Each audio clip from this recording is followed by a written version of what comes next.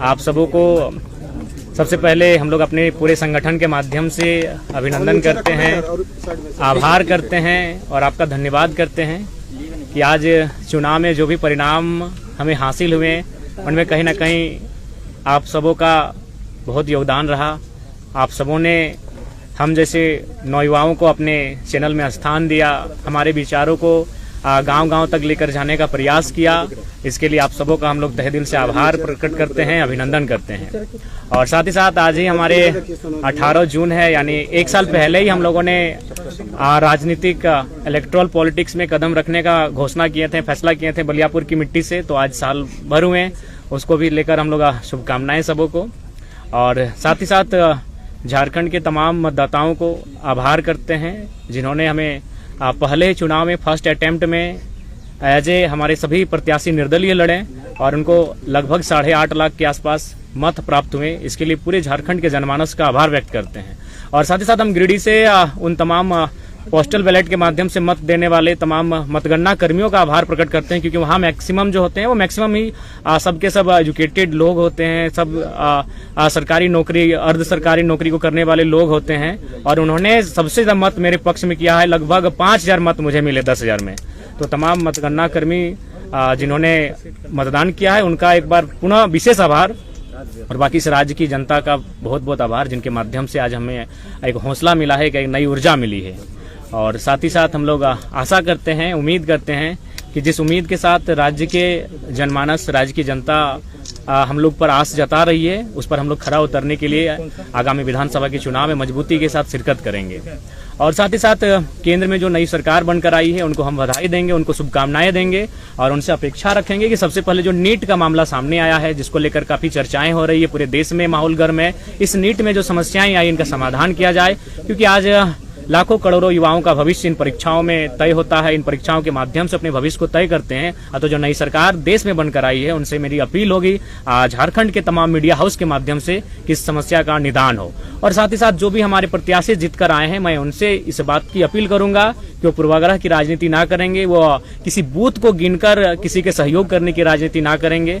मैं उनसे ऐसी अपेक्षाएं रखता हूं और इन्हीं शुभकामनाओं के साथ मैं झारखंड के आने वाले विधानसभा चुनाव के लिए तमाम राज्यवासियों को संदेश देना चाहता हूं कि इस बार ऐसे युवाओं का चयन करें जो राज्य के हित के साथ लड़ाई जो चली आ रही है उसको विराम लगाते हुए एक बेहतर नीति बनाई जा सके। आपकी सवाल।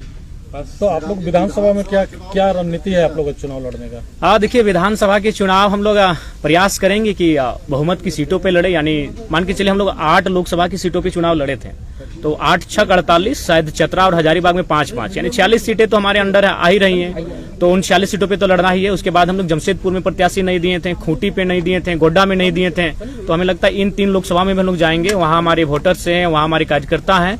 तो हमें लगता है कि 55 के आसपास विधानसभा सीटों पर हम लोग चुनाव लड़ते हुए दिखेंगे। तो क्या आप लोग निर्दलीय लड़ेंगे कि कुछ? नहीं, देखिए, दिल्ली इसी क्रम में गए थे। दिल्ली जाने का कार्य डेमोक्रेसी का स्कूल में भी शामिल होना था और चुनाव संबंधित इलेक्शन कमीशन से जानकारियों को भी लेना था। तो हमें लगता है 15 से 25 दिनों के दरमियान हमारी पार्टी का सिंबल भी अलॉटमेंट होने की संभावना बन जाएगी और पार्टी को रजिस्ट्रेशन नंबर भी अलॉटमेंट हो जाएगा। तो पहले इंडियन स्कूल ऑफ डेमोक्रेसी, उसके बाद JNU। जी। इस तरह के व्याख्यान का क्या अर्थ है कि जयराम राष्ट्रीय परिदृश्य में अपनी पहचान और शिनाख्त को बनाना चाहते हैं? देखिए, मेरा उद्देश्य ये रहा कि जिन मंचों में मुझे अवसर मिला, मैंने वहाँ झारखंड की, मैंने तो आशा किया था कि संसद में झारखंड के विषयों को रखा जाएगा, लेकिन अगर संसद में जाने से हम लोग चूक गए तो कम से कम उन संस्थानों तक हमारे विषय जाने चाहिए जहाँ देश और राज्य के तमाम मुद्दों पर विचार और विमर्श किया जाता है। तो उसी उद्देश्य के साथ मैंने उन आमंत्रण को स्वीकार किया, चाहे इंडियन स्कूल ऑफ डेमोक्रेसी का मामला हो या फिर JNU का मामला हो। और साथ ही हम लोग वहाँ एग्रीकल्चर यूनिवर्सिटी भी गए थे, वहाँ के भी तमाम रिसर्च स्कॉलर से मिले जहाँ झारखंड के भी युवा हैं। तो वहाँ जाने का उद्देश्य यही था कि हम झारखंड के विषयों को उनसे साझा कर सकें और उन विषयों पर निदान कैसे हो, आने वाले विधानसभा चुनाव में हमारी स्ट्रेटेजी क्या हो, उन विषयों पर बात करने के लिए। विधानसभा चुनाव आप लड़ने जा रहे हैं, तो आपका मुद्दा फिर क्या होगा? देखिए, विधानसभा का चुनाव राज्य के मुद्दों पर आएंगे। राज्य का सबसे ज्वलंत मुद्दा अभी छात्रों की निराशा है और छात्रों की जो हताशा है वो हमारा एक महत्वपूर्ण मुद्दा रहेगा। हम लोग सरकार में आते हैं तो सबसे पहला हमारा प्राथमिकता जो रहेगा कि इस राज्य में नियमित परीक्षाएं होंगी और फ्री एंड फेयर एग्जाम लिए जाएंगे। अगर उसमें किसी प्रकार की गड़बड़ी होगी तो उसमें उच्च से उच्च पदाधिकारी क्यों ना है, उन्हें बिल्कुल बर्खास्त किया जाएगा। उनके साथ किसी प्रकार की कोताही नहीं बरती जाएगी। जयराम, आप पहली बार लड़े चुनाव, 8 लाख से ज्यादा वोट आपके उम्मीदवारों को मिला है। आजसू पार्टी जो है वो अब एक तरह से अगले विधानसभा चुनाव तक का जो है रोड मैप उन्होंने जारी किया और उन्हीं इलाकों को वो फोकस कर रहे हैं जिन इलाकों में आपकी अच्छी खासी पैठ रही, वोट आपको मिला है। तो आप कैसे देखते हैं, आपके लिए क्या आजसू आज की तारीख में चुनौती है, या है तो फिर कैसे निपटेंगे उससे? देखिए, मेरे लिए कोई एक विशेष दल हमारी चुनौती नहीं है, क्योंकि मैंने वहां से वोट लाए जहां से आजसू के अलावा बाकी पार्टियां थे। जैसे मैंने बेरमो से 53,000 वोट गेन किया, वो कांग्रेस की सीट है, पारंपरिक सीट है कांग्रेस की। मैंने टुंडी से भी 60,000 वोट लाए, वो झारखंड मुक्ति मोर्चा की सीट है। मैंने डुमरी से 90,000 वोट लेकर आया हूँ, 90,000 मैंने, वो झारखंड मुक्ति मोर्चा की पारंपरिक सीट है। तो ऐसा नहीं है, किसी एक दल से हमारी लड़ाई नहीं है, हमारी लड़ाई एक विचारधारा की है। और ये जो फिलहाल जो पॉलिटिक्स कर रहे हैं उससे जनता कहीं ना कहीं कट रही है। हाँ, नो डाउट हमें समय लगेगा, लेकिन आने वाले दिनों में झारखंड की पॉलिटिक्स में हम लोग बेहतर स्थिति में होंगे और एक बेहतर क्षेत्रीय पार्टी के रूप में होंगे। अकेले लड़ेंगे आप? जी, फिलहाल हम लोग विधानसभा के चुनाव अकेले लड़ेंगे। जयराम जी, ये देखा गया चुनाव में कि केवल एक जाति विशेष का। दादा, अब हम आपसे करवत प्रार्थना करना चाहेंगे, आप सभी लोग इंटेलेक्चुअल लोग हैं, एकेडमिक लोग हैं, मीडिया हाउस के लोग, अब इस सवाल से हमें बचने दिया जाए, इस सवाल से हमें रहम किया जाए। 3.5 लाख एक जाति के वोट नहीं है। आप एक एक बूथ को सर्वे कर लीजिए, एक एक गांव, एक एक पंचायत का सर्वे कर लीजिए, 3.5 लाख वोट एक जाति के नहीं है। हाँ, ये सच्चाई है, जो भी बंदा जिसी समुदाय का रहता है उस समुदाय का वोट उसका बेस वोटर होता है, इससे कोई इनकार नहीं कर सकता, ना मैं इनकार कर रहा हूँ। लेकिन 3.5 लाख वोट किसी एक समुदाय के वोट नहीं है, सभी ने मुझे अपार जन समर्थन दिया है। लोकसभा चुनाव में आप रिजर्व सीट पे उम्मीदवार नहीं दिए। जयराम जी, आजसू का जो कैडर वोट है महतो बिरादरी का, वही कैडर वोट वहाँ पे आपको मिला, और जो जेएमएम का कैडर वोट है तो चाची के इलाके में जो महतो वोट है वहाँ आपको मिला। देखिए, एक जरीडी प्रखंड आता है, इलाके में ही आपको समर्थन मिला। नहीं, आप भूल कर रहे हैं। जरीडी प्रखंड आता है, जरीडी प्रखंड में एक ही महतो गांव है, वहां से मैंने 17,000 वोट गेन किया है। तो मुझे लगता है आप लोग थोड़ा सा भूल कर रहे हैं, आप लोग को और ग्राउंड में जाकर सर्वे करने की आवश्यकता है, क्योंकि आप लोग उन्हीं बातों को सुनते हैं जो मीडिया में बाकी दलों के नेता कहते हुए दिखते हैं। आप जनता के बीच जाइए और जनता के बीच जानने का प्रयास कीजिए कि आज हमारा रोल क्या है। आप चले जाइए बेहराकुदर, वो एक राजपूत समाज का गांव है, वहां मुझे अच्छा वोट मिला। आप चले जाइए चौबेडी, वो ब्राह्मण का गांव है, मुझे वहां से अच्छा वोट मिला। तो मैं किन किन समुदाय को गिनाऊं बताइए? हर एक समुदाय ने मुझे अच्छा मत दिया है। तो इसीलिए कृपया अब कम से कम 2 साल बाद मैं आपसे आग्रह करता हूं कि इस विषय को विराम दीजिए, एक जाति का लेकर। आज हम लोग जिन विषयों पे बात कर रहे हैं, ये विषय तो देश स्तर के विषय हैं, ये विषय राज्य स्तर के हैं, और वो नेता हमारे वहाँ चुप रहते हैं। तो मैं जिन विषयों पर लड़ाई लड़ रहा हूँ, जिन विषयों पर मैं रिजल्ट हासिल कर रहा हूँ, ये पूरे राज्य के विषय हैं। रिजर्व सीट पे आप लोकसभा चुनाव नहीं लड़े? नहीं दादा, लड़े। 2 रिजर्व सीटों पे हम लोग चुनाव लड़े। सिंहभूम में हम लोग हो समुदाय के साथ गए, दुमका में हम लोग संथाल समुदाय के साथ गए, और सिंहभूम के हमारे प्रत्याशी लगभग 50,000 वोट लेके आए, 44 के 45,000 वोट था। जहाँ जेएमएम का उम्मीदवार था? नहीं, ऐसा कुछ नहीं है, ऐसा कोई प्लानिंग नहीं है। हम लोग ये देखें कि हम लोग वोटर्स कहाँ हैं, कहाँ हमारे केडर हैं, जहाँ चुनाव में काम हो सकता है। गोड्डा में भी हमारे थे, लेकिन वहां तक हम लोग पहुंच नहीं पाए, प्रत्याशी नहीं मिल पाया। तो ऐसा नहीं है। हम लोकसभा चुनाव में आप सामान्य वर्ग के कैंडिडेट्स को बहुत न के बराबर उतारे। देखिए, एक्चुअली देखिए, लोग विधानसभा चुनाव में दिखेंगे निसंदेह। हम लोग गोड्डा के लिए भी प्रीफर किए थे कि उस सीट पर हम लोग सामान्य प्रत्याशी को रखें, लेकिन नहीं प्रत्याशी सामने आया। देखिए, सामान्य वर्ग कहीं ना कहीं थोड़ा सा आज के मैंने डेट में भी संपन्न है, तो इसलिए थोड़ा सा लेट लगे। उस समुदाय के बीच हमें आने में थोड़ा लेट लगेगा, लेकिन वे भी दिल खोल के तैयार हैं कि ये बच्चे जो आ रहे हैं राजनीति में, उनका स्वागत करेंगे। तो निसंदेह सामान्य वर्ग के लोग भी हमारा स्वागत करेंगे, उनके बीच भी हम लोग जाएंगे। गांडे उपचुनाव भी था, फिर क्यों नहीं लड़े उस पे? गांडे उपचुनाव हम लोग इसलिए नहीं लड़ पाएंगे, लोकसभा का चुनाव भी उसी तारीख को था और हम लोग नहीं मैनेज कर पाए, क्योंकि हमारा व्यवस्थित कोई टीम नहीं था, और व्यवस्थित टीम नहीं होने के कारण हम लोग इन चीजों को हैंडल नहीं कर पाए। एक अच्छा मौका था, क्योंकि आपके समर्थक आपको मुख्यमंत्री के तौर पर देते थे। चुनाव लड़ेंगे। देखिए, मैंने शुरुआत में ही कहा था, यहीं पर मेरा प्रेस कॉन्फ्रेंस था, आपके बीच ही मैंने कहा था कि मैं लोकसभा का चुनाव अपनी मर्जी से लड़ूंगा, और गिरिडीह लोकसभा को मैंने प्रीफर किया था। धनबाद लोगों की मांग थी, लेकिन विधानसभा का चुनाव हम लोग प्रयास करेंगे कि जनता की राय के आधार पर लड़ेंगे। तो फिलहाल तय नहीं हो पाया, लेकिन उम्मीद है कि यह बहुत जल्द तय हो जाएगा और कि विधानसभा का चुनाव हम कहां से लड़ें। जयराम जी, युवाओं को काफी आपसे उम्मीद है, और वो लोग शिक्षा को लेकर, जैसे पेपर लीक हो रहा है, उसको लेकर आपसे काफी उम्मीद रखते हैं, और क्योंकि आप चुनाव लड़ चुके हैं, तो आगे की क्या रणनीति होगी आपको? देखिए, 2018-21 का डिग्री अभी तक नियुक्त नहीं किया गया। देखिए, उन सब विषयों पे हम लोग लगातार मुखर होकर बोले हैं। आज हमारे बीच हमारे बड़े भाई देवेंद्र जी बैठे हैं। चुनाव के दौरान इनको लगभग 15 दिन जेल के भीतर रहना पड़ा, तो कारण वही था पेपर लीक का मामला। तो देखिए, जहां तक हम लोग का सामर्थ्य है, जिन विषयों पे हमने देखिए, लड़ाई दो तरीके से लड़ी जाती है, या तो सदन के भीतर या तो सड़क में धरने के माध्यम से। तो हम लोग अगर सदन में नहीं तो सड़क से तो लड़ाई लड़ी रहे हैं, सड़क से तो लगातार अपनी आवाज को बुलंद कर रहे हैं। हमारा जो सामर्थ्य है उन चीजों पर हम लोग कभी पीछे नहीं हटे। हम लोग कभी भी आवाज उठाने से, यहाँ तक आज मेरे ऊपर भी 13 FIR है, एक भी व्यक्तिगत FIR नहीं है। FIR क्यों मिला है? न किसी कंपनी में धरना देने के लिए, किसी को मुआवजा दिलाने के लिए, किसी को नियोजन दिलाने के लिए।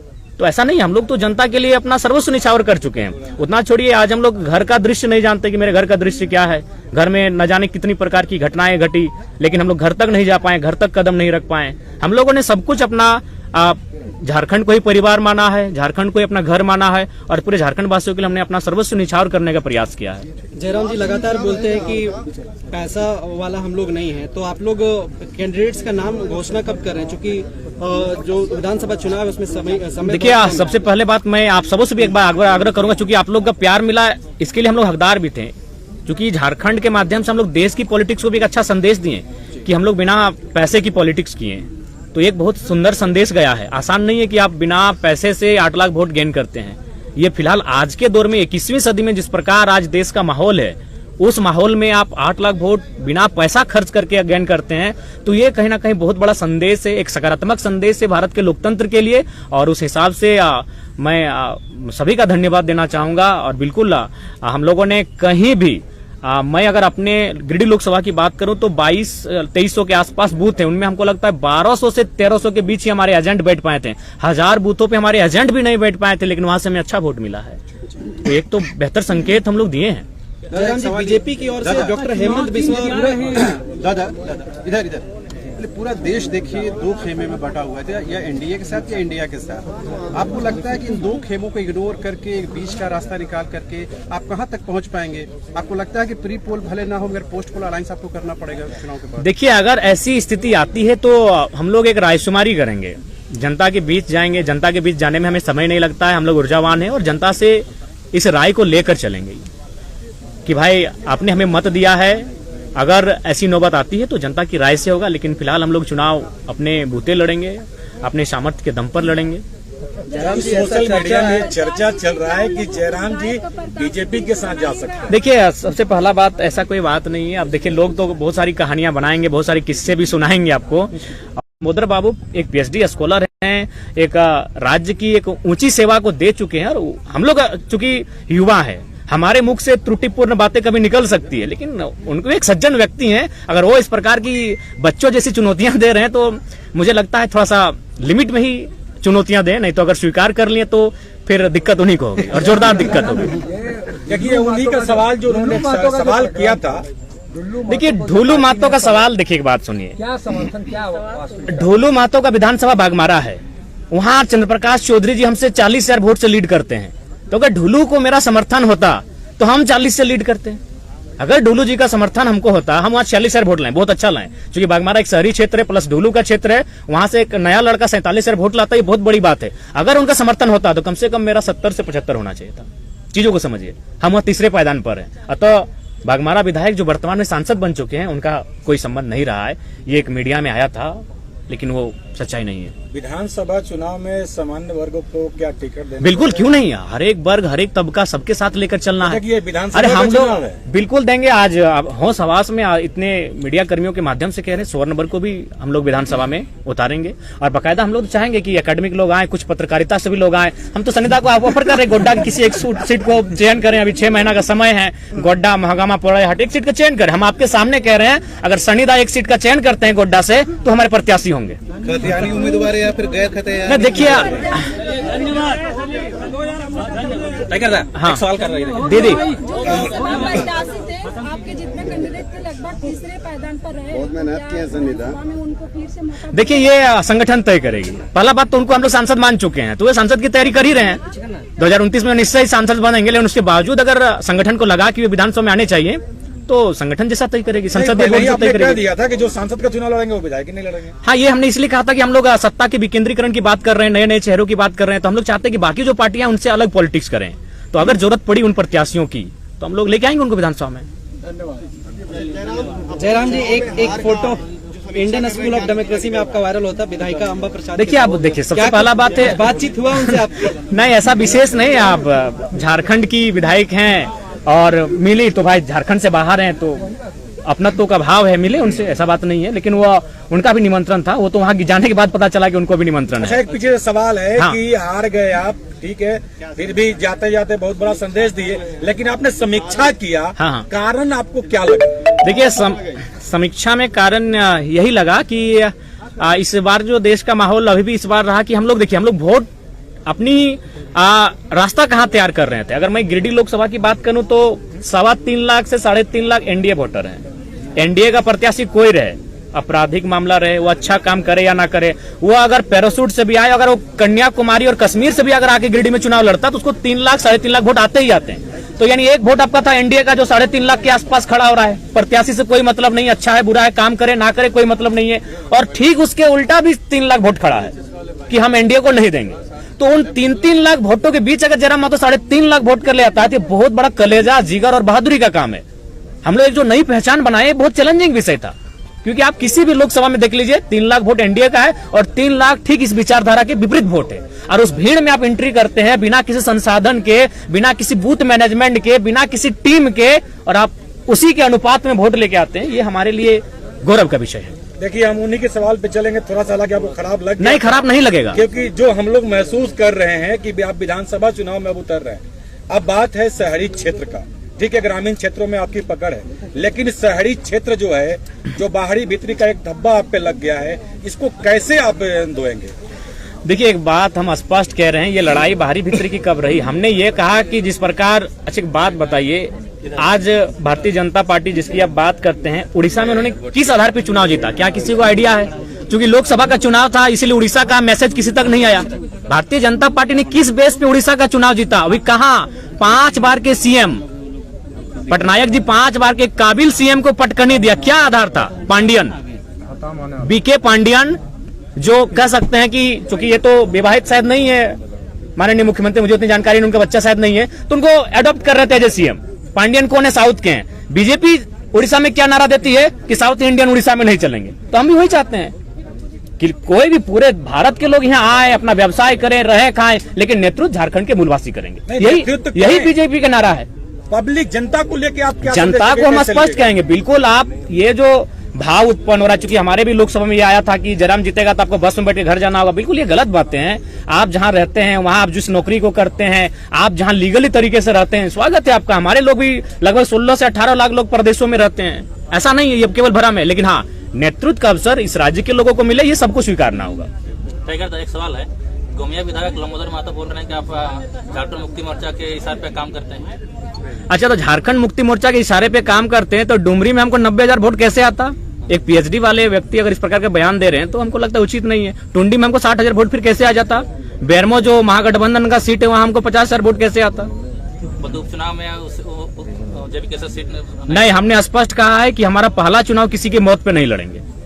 वहां स्वर्गीय जगन्नाथ महतो की मृत्यु हुई थी और हम लोग पहला चुनाव शुरुआत किसी की मौत से करें, ये हमारा, चूंकि हम लोग सिद्धांतिक पॉलिटिक्स करेंगे, चुनाव हार जीत से ऊपर। अगर हम लोग को केवल चुनाव ही फोकस होता तो मैं आपको बताना चाहूंगा, एक पार्टी ने तो हमको यहां तक कहा था कि अगर आप नहीं लड़ेगा तो देवेंद्र जी को मना दीजिए, आप एक लड़का हमको दे दीजिए चुनाव लड़ने के लिए, हम लोग को प्रत्याशी नहीं मिल रहा है। तो अगर हम लोग को सांसद बनना होता तो आज जयराम महतो के साथ आप नहीं बैठे होते, आज सांसद जयराम महतो के साथ आप बैठे होते, क्योंकि मुझे भी आइडिया है कि किस सीट को कौन निकाल सकता है।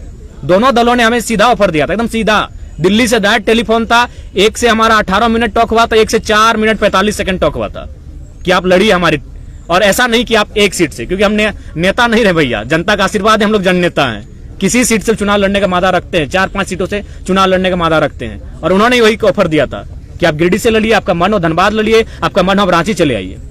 इसी से जुड़ा हुआ सवाल है, कांडे से भी आप नहीं होता है, आप मर्ज नहीं करेंगे अगर जीतते हैं चुनाव तो? जैसे देखिए, नहीं, हम लोग हाथ जीत से ऊपर की पॉलिटिक्स करने के लिए आए हैं, कोई मर्ज नहीं करेंगे दादा। पोस्ट अलायंस पर जनता के राय के बाद हम लोग सोचेंगे, लेकिन मर्ज कहीं नहीं होगा, क्योंकि हम लोग एक ऐसी पॉलिटिक्स कर रहे हैं कि जहां हम लोग रुकेंगे आने वाली पीढ़ी वहां से स्टार्ट करेगी। देखिए, पहले बात, अभी गिरिडीह अभी भी आप जाके देखिए, आप देवेंद्र दा का जहां कैंपेन हुआ जाके देखिए, आज भी लोग अपने घरों में चावल इकट्ठा करके रखे हैं, आज भी लोग अपने घर में आलू और प्याज इकट्ठा करके रखे हैं। उस विश्वास का कत्ल नहीं होगा दादा। चुनाव हार जाएंगे, क्या होगा? यहाँ जीने के लिए कोई थोड़ी आया है, लेकिन उन भरोसे के साथ उन भरोसे का कत्ल नहीं किया जाएगा। हम लोग सिद्धांतिक पॉलिटिक्स करने आए। बोले तो अगर हमको अपनी महत्वाकांक्षा होती, हम संसद में होते। आज हम संसद में होते, जब 3.5 लाख वोट हम अकेले ला सकते हैं, अपने दम पर ला सकते हैं, तो दोनों पार्टियां हमें टिकट कर रही थी। आराम से एनडीए और यूपीए को चयन करते किसी सीट से और निकल जाते, संसद भवन में कमरा भी मिल जाता और झारखंड की समस्याओं को उस पार्टी से रख देते। लेकिन उस भरोसे का क्या होगा? जो 85 साल की बूढ़ी महिलाएं आज खाना नहीं खा पा रही हैं। हम कई बार उनसे मिलने गए कि अभी चुनाव बहुत है, हम लोग अभी 29 साल के आगे भी चुनाव लड़ेंगे। रो रही हैं, 5-6 साल की बच्चियां रो रही हैं कि नहीं कैसे हार गए टाइगर। तो उस भरोसे को हम लोग कहीं ना कहीं दरकिनार नहीं कर सकते हैं। दुनिया चौधरी को मंत्रिमंडल में जगह नहीं मिला, उसका फैक्टर जयराम महतो को बता रहे हैं। देखिए, उसका फैक्टर वो स्वयं है। इसलिए स्वयं है कि उन्होंने कभी नहीं कहा कि हम लोग उनका मुद्दा क्या होगा। उन्होंने एक ही चीज कहा कि जयराम से ऊपर है राम। और स्वाभाविक है, हम लोग इंसान है, राम जी हमसे ऊपर हैं। लेकिन क्या भगवान राम के नाम पर चुनाव लड़ना चाहिए? मुद्दे हैं लड़ने के लिए, आप उन मुद्दों पे लड़िए। अब तो मैंने राम को, अल्लाह को दूर रखिए राजनीति से। कब तक इस देश की राजनीति को यूं ही मतलब धार्मिक उन्मान में लोग रखेंगे? हम चाहते हैं कि पढ़े लिखे नौजवान जब आ रहे हैं राजनीति में तो कम से कम राजनीति को शुद्ध रखें। इनमें उनका स्वयं दोष है। अगर उनकी स्ट्रेटजी होती, अगर वो गांव जाते हैं तो जयराम आते हैं क्यों रणभूमि में? अगर आज माननीय सांसद महोदय गांव जाते हैं, लोगों के बीच बैठते हैं, तो जयराम महतो क्यों आते हैं? एक 29 साल का लड़का जिसका अभी तक आज 1 साल हम लोग का पूरा हो रहा है, पार्टी का मैंने निर्माण किया हुआ, 1 साल में यहाँ तक कैसे आता मैडम बताइए? कहीं ना कहीं उनकी खामियां हैं, उनको बोलिए।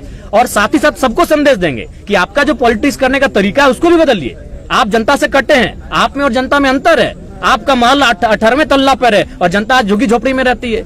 आप जनता से कटे हुए लोग हैं, आप जनता के लिए काम नहीं कर रहे हैं। जो भी कर रहे हैं अपने परिवार को भरने काम कर रहे हैं। और महोदय सांसद से कहिएगा कि आप तो रामगढ़ के हैं, आप सुन रहे हैं लइयों में जमीन खरीद ली है। सॉरी, वीडियो देखा, उसमें बोल रहे थे कि ये उम्मीद नहीं था कि 3.5 लाख वोट लेकर आएंगे जयराम महतो। हम राहुल गांधी जी से बात करेंगे और उनको कांग्रेस में लेकर आएंगे और तमाम तरह की बातें जो आपको लेकर कहते हैं, इस पे क्या कहना चाहिएगा? देखिए, हमको तो डाउट है कि उनका राहुल गांधी से बात होता भी है कि नहीं। तो सबसे पहले देखिए, ठीक है, सुनने में आ रहा है कि इरफान दा मंत्रिमंडल संभालने जा रहे हैं, तो पहले उनको बधाई देते हैं और उनको कहेंगे कि थोड़ा सा ये जो कॉमेडी वाला बात करते हैं ना, देखिए इरफान दा नो डाउट उनको लोग इसीलिए फॉलो करके रखे हैं कि दिन भर का तनाव को मुक्त करें उनको सुन के। तो उनको बोलेंगे थोड़ा आप सीरियस पर्सन बनिए। अगर आप मंत्रिमंडल में जाने वाले हैं आलम के स्थान पर, तो आपका विषय क्या होगा? आपको नहीं मालूम है तो मैं आपको विषय देता हूं। आपका सबसे पहला विषय होगा कि जामताड़ा को साइबर क्राइम के धब्बे से मुक्त कराइए। सबसे बड़ा विषय आपका होगा। आपका दूसरा विषय होगा कि जामताड़ा की स्थिति देखिएगा, जामताड़ा के 95% जो पेशेंट होते हैं वो धनबाद आते हैं इलाज करने के लिए, और आप बतौलेबाजी करते हैं। आप रणधीर सिंह के साथ बतौलेबाजी करते हैं, तो कभी भानु प्रताप शाही से, तो कभी निशिकांत दुबे से। ठीक है, कटाक्ष कीजिए, लेकिन जो जेन्युइन समस्या है, जो गंभीर समस्या, उन पे बात कीजिए, उन पे काम कीजिए, उन पे रोड मैप तैयार कीजिए। तो उनको हमारा ये संदेश रहेगा। अरे ठीक है, पहले आपका उनका सीट संकट में है, वो हमारे साथ आए। जयराम दा, इरफान दा तो यहाँ तक, इरफान अंसारी जी तो यहाँ तक बोल दिए कि आपकी दूसरी शादी हो गई है कहीं पे चुपके से।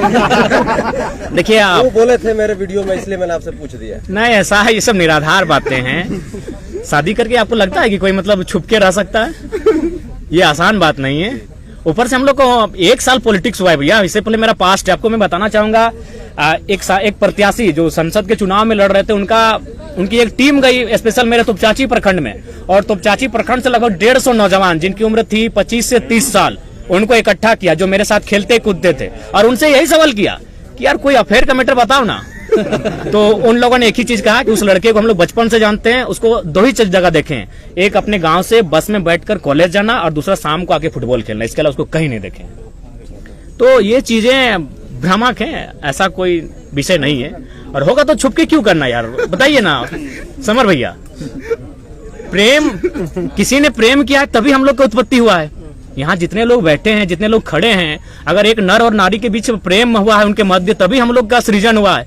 तो प्रेम से मुकरना क्या, प्रेम से इनकार क्यों करना? प्रेम करने के लिए कोई मिले तो।